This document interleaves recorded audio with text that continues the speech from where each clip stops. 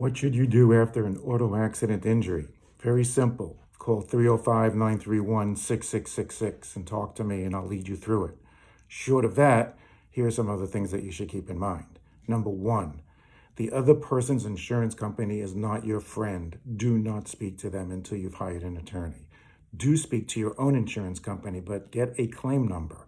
If they want to take a recorded statement, tell them, yes, I want to give you a recorded statement, but I want to coordinate it with my attorney.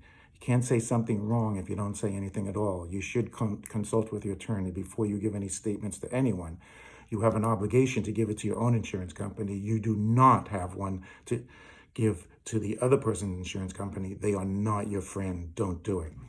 Witnesses. Many times I'll ask my client, do you have any witnesses? They, yeah, I have a witness, but they have no idea of the person's name or how to contact them. A witness could be great in your favor, but if you can't find them, they're no good to you. So get names, phone numbers, way to contact any potential favorable witness on your behalf. Documentation. Get photographs of any vehicles or the scene of the accident or whatever it is that we're trying to prove.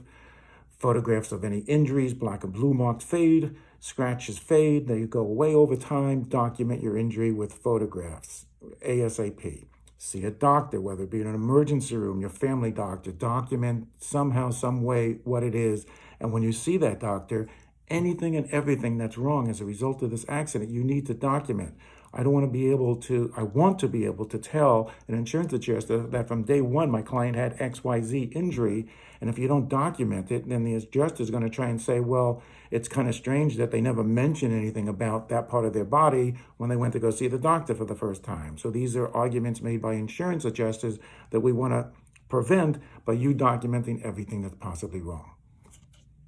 I hope this is helpful.